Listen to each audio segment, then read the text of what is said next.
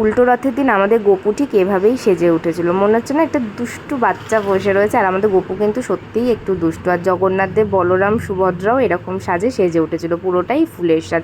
আর সাজিয়েছিল আমার দিদি। এদিকে দিদির পুজো দেওয়া কমপ্লিট হয়ে গেছে, মা এদিকে পুজো দিতে বসেছে।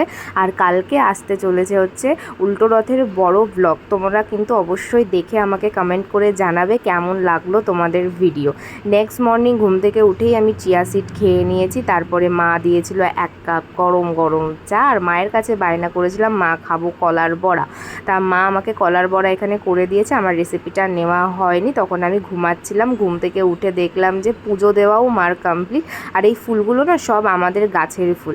আর আজকে লাঞ্চে হয়েছিল কাতলা মাছের কালিয়া, আম দিয়ে টক ডাল আর ছেঁচি শাক। আর কালকের ছিল মোচা, সেটাই আজকে আমরা দুপুরে লাঞ্চ করেছি। আর আমার শর্টস ভিডিও তোমাদের কেমন লাগছে অবশ্যই তোমরা আমাকে কমেন্ট করে জানাবে।